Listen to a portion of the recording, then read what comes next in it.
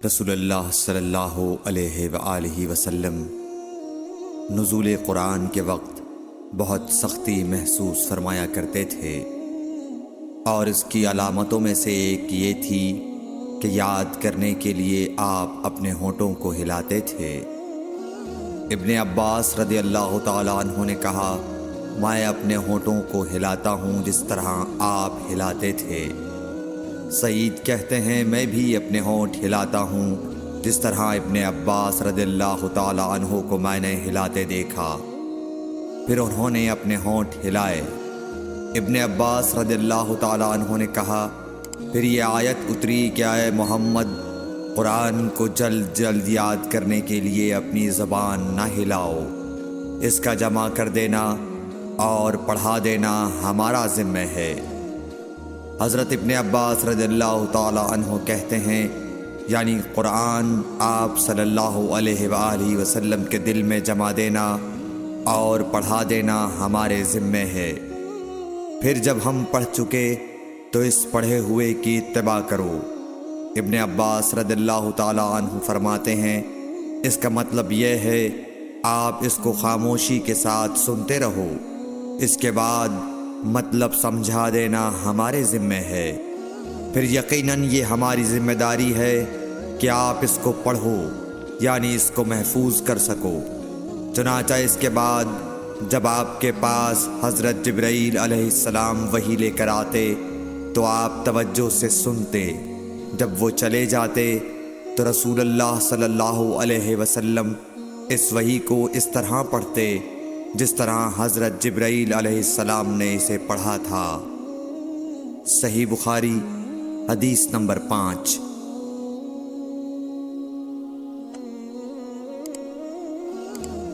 رسول اللہ صلی اللہ علیہ وآلہ وسلم سب لوگوں سے زیادہ جواد سخی تھے، اور رمضان میں دوسرے اوقات کے مقابلے میں جب جبرائیل علیہ السلام آپ صلی اللہ علیہ وآلہ وسلم سے ملتے بہت ہی زیادہ جود و کرم فرماتے۔ جبرائیل علیہ السلام رمضان کی ہر رات میں آپ صلی اللہ علیہ وآلہ وسلم سے ملاقات کرتے اور آپ کے ساتھ قرآن کا دورہ کرتے۔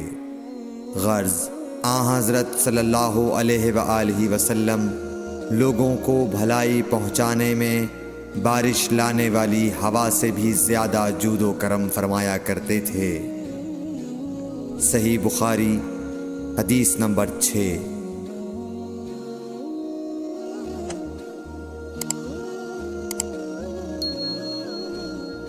ہرقل شاہ روم نے قریش کے قافلے میں ایک آدمی بلانے کو بھیجا، اور اس وقت یہ لوگ تجارت کے لیے ملک شام گئے ہوئے تھے، اور یہ وہ زمانہ تھا جب رسول اللہ صلی اللہ علیہ وسلم نے قریش اور ابو سفیان سے ایک وقتی عہد کیا ہوا تھا۔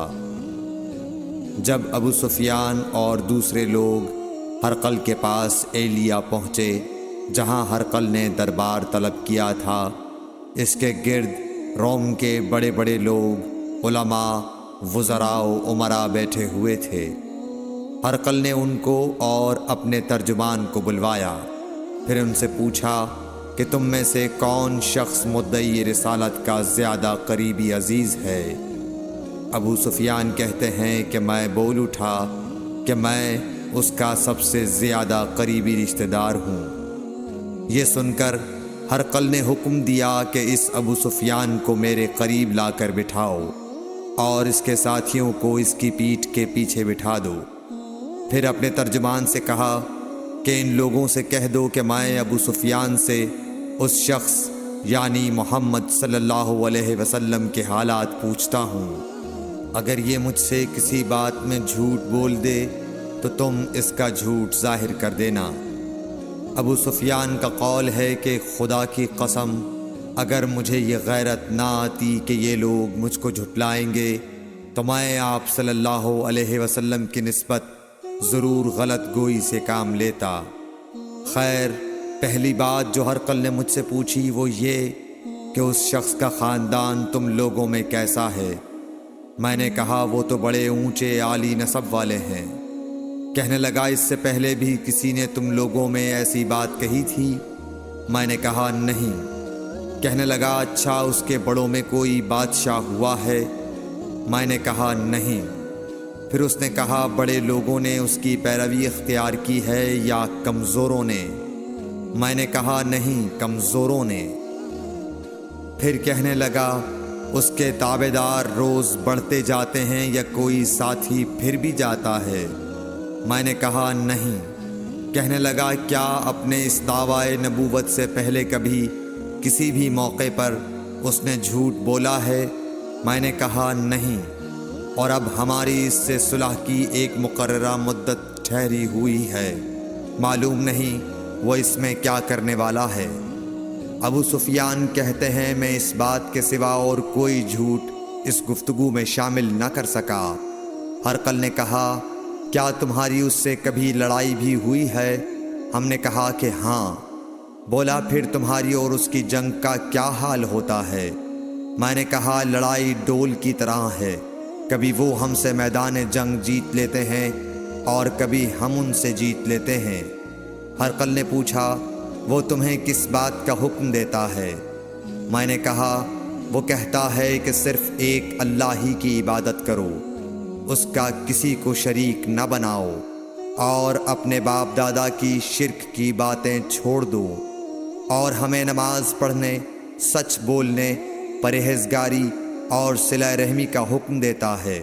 یہ سب سن کر پھر ہرقل نے اپنے ترجمان سے کہا کہ ابو سفیان سے کہہ دے کہ میں نے تم سے اس کا نسب پوچھا تو تم نے کہا کہ وہ ہم سے عالی نسب ہے، اور پیغمبر اپنی قوم میں عالی نسب ہی بھیجے جایا کرتے ہیں۔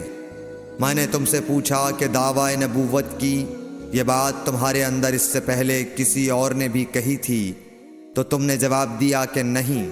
تب میں نے اپنے دل میں کہا کہ اگر یہ بات اس سے پہلے کسی اور نے کہی ہوتی تو میں سمجھتا کہ اس شخص نے بھی اسی بات کی تقلید کی ہے جو پہلے کہی جا چکی ہے۔ میں نے تم سے پوچھا کہ اس کے بڑوں میں کوئی بادشاہ بھی گزرا ہے؟ تو تم نے کہا کہ نہیں۔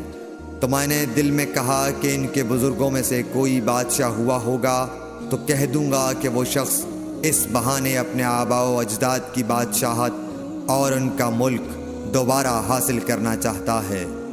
اور میں نے تم سے پوچھا کہ اس بات کے کہنے یعنی پیغمبری کا دعویٰ کرنے سے پہلے تم نے کبھی اس کو دروغ گوئی کا الزام لگایا ہے؟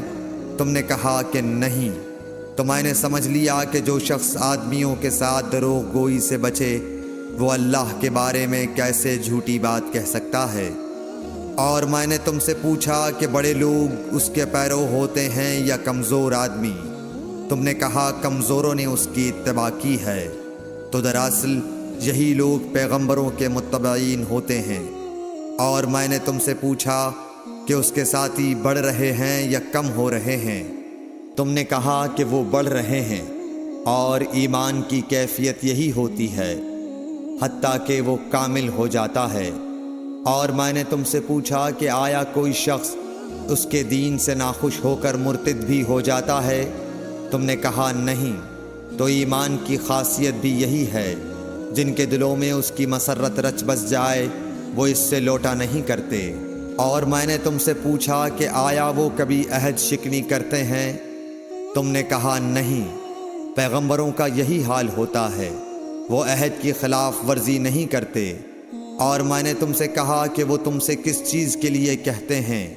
تم نے کہا کہ وہ ہمیں حکم دیتے ہیں کہ اللہ کی عبادت کرو، اس کے ساتھ کسی کو شریک نہ ٹھہراؤ، اور تمہیں بتوں کی پرستش سے روکتے ہیں، سچ بولنے اور پرہیزگاری کا حکم دیتے ہیں۔ لہٰذا اگر یہ باتیں جو تم کہہ رہے ہو سچ ہیں تو ان قریب وہ اس جگہ کا مالک ہو جائے گا کہ جہاں میرے یہ دونوں پاؤں ہیں۔ مجھے معلوم تھا کہ وہ پیغمبر آنے والا ہے، مگر مجھے یہ معلوم نہیں تھا کہ وہ تمہارے اندر ہوگا۔ اگر میں جانتا کہ اس تک پہنچ سکوں گا تو اس سے ملنے کے لیے ہر تکلیف گوارا کرتا۔ اگر میں اس کے پاس ہوتا تو اس کے پاؤں دھوتا۔ ہرقل نے رسول اللہ صلی اللہ علیہ وسلم کا وہ خط منگایا جو آپ نے وحیہ کلبی رضی اللہ تعالیٰ عنہ کے ذریعے حاکم بصرہ کے پاس بھیجا تھا اور اس نے وہ ہرقل کے پاس بھیج دیا تھا۔